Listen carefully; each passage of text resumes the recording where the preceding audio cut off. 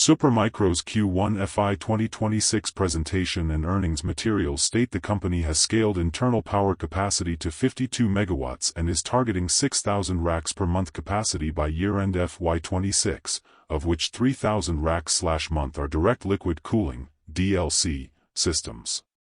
Those are the bold engineering numbers management used to argue they can supply hyperscaler scale demand. Why those numbers matter? At 6,000 racks per month, you're talking about the ability to ship tens of thousands of racks in a year. Each fully loaded Blackwell/GB300 style rack can represent multiple millions of dollars of equipment, depending on config. So hitting that cadence would mean MS scale revenue potential if customers actually sign purchase orders and accept the shipments. But, and this is a big but, a capacity number is not the same thing as shipped, paid, accepted revenue. Capacity is promise, shipments are receipts, recognized revenue is the accountant's stamp of approval.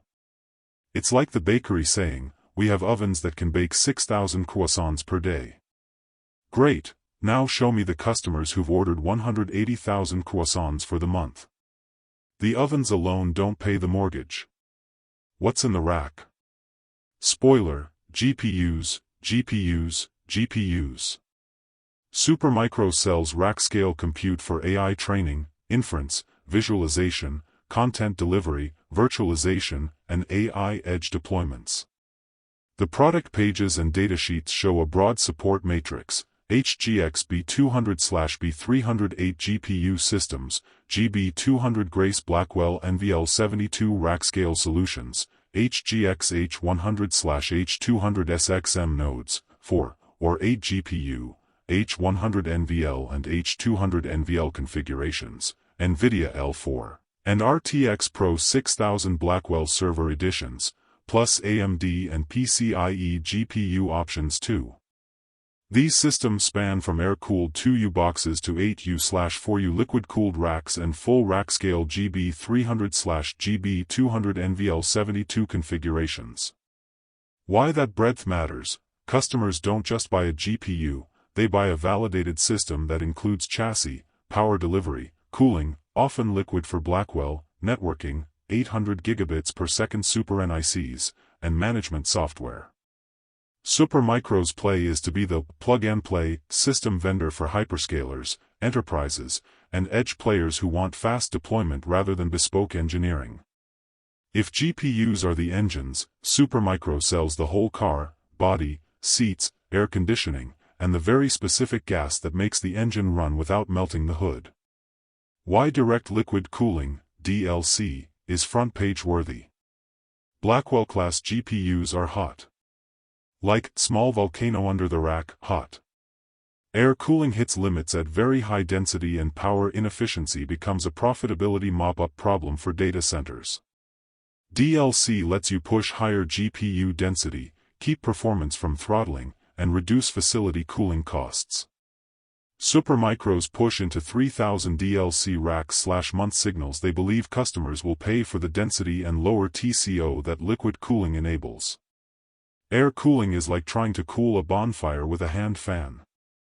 DLC is running a water channel under the coals, way more efficient. Hyperscalers pay for efficiency at scale, so DLC can be a real differentiator if SMCI nails manufacturing, testing, and field reliability. By the way, if you are benefiting from the content so far and want more like this, like the video, it means much to me, or hit the subscribe button and comment the word more. Just go ahead and type the word more so I know.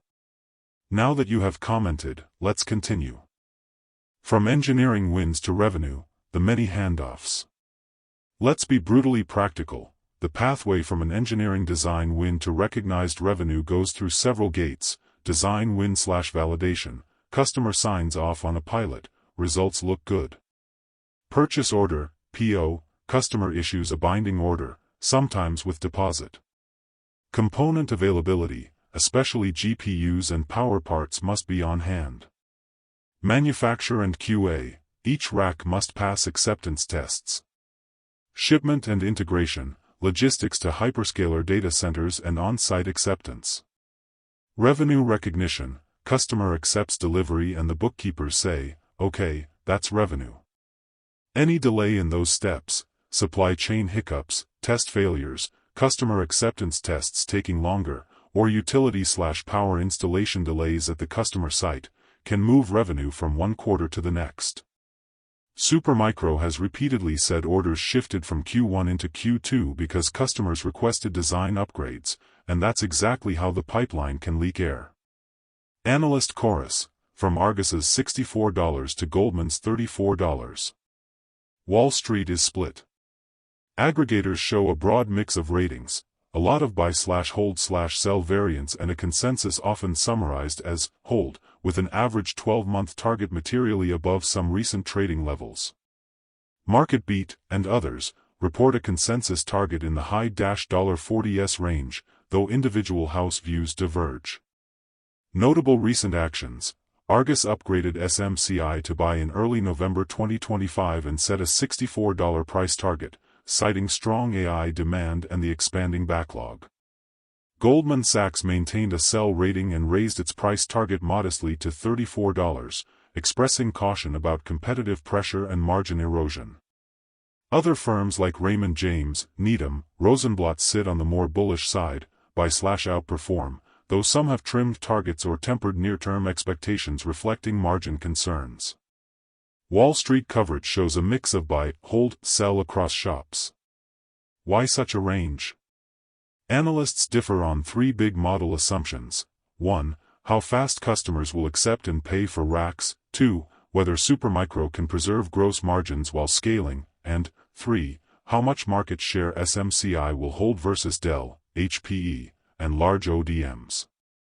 Small changes in those assumptions lead to large swings in valuation because this is a scale-sensitive hardware business. Margin squeeze reality: revenue not equal to profits unless margins cooperate. Management's revenue forecasts are headline-grabbing, but investors look at gross margin and cash flow. Q1 FY 2026 showed compressed margins, single-digit non-GAAP gross margin in some reports, which scares people because shipping lots of low-margin racks is not a win if it doesn't become cash and operating profit. Think of it like a farmer selling bushels of apples. Selling more apples at break-even price feeds trucks and logistics, but doesn't pay the mortgage. If Supermicro has to discount heavily to win hyperscaler deployments, revenue might climb while EPS lags. Analysts like Goldman explicitly flag margin pressure as a reason to be cautious. Supermicro is not alone. Dell, HPE, Lenovo, Quanta, Foxconn, and system integrators all chase AI server share. Big OEMs can bundle services, negotiate discounts on GPUs, and leverage massive installed bases. ODMs can compete on price and scale.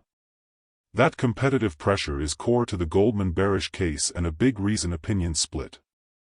The AI server market is a crowded beachfront. Supermicro brings a boutique beachfront lounge with artisan cocktails, DLC racks, tuned TCO. Dell brings the 10,000-seat amphitheater. Customers choose based on price, speed, and how many people they expect to bring to the party. Demand signals versus timing risk, the classic mismatch. One recurring theme in SMCI's story is demand validity versus timing. Management repeatedly stresses huge customer engagement, design wins, and a growing order book, yet the company has also reported shipments slipping and revenue moving between quarters because customers requested design changes or staging. That's normal for complex system rollouts, but it creates headline volatility. Investors must care both about order depth and order flow, how quickly backlog converts to shipped revenue. It's like a wedding planner who has 50 brides lined up but is waiting on the caterer. The guest list is great until the catering truck shows up late. Note this as well. Do you want peace at heart? The next day John seeth Jesus coming unto him, and saith, Behold the Lamb of God, which taketh away the sin of the world. John 1:29. Fear God, and give glory to him, for the hour of his judgment is come, and worship him that made heaven, and earth, and the sea, and the fountains of waters. Revelation 14 verse 7. I appeal to you to fear God and obey His law. For His commandments are sure and His word everlasting. Do not be afraid, do not be discouraged. Want more information? Please check the description section. That's the end for now. If you have watched until the end, drop a comment like this: I stayed until the end. Just comment that I stayed until the end. When I see this comment, I will give you a heart. 3 more favors I request from you. First, like this video, subscribe and then turn on the notifications bell. If you do this, you greatly encourage me to continue bringing to you insightful information. Do not miss out on our future videos full of insight. All I am asking is your subscription. Thanks for joining us today. Your support means so much to us. Do not hesitate to share this video to help someone who may benefit. I recommend that you watch the next video, subscribe to the channel and share your thoughts about today's video. Wish you God's blessings and care. Wait, watch and pray. See you in the next video according to God's will.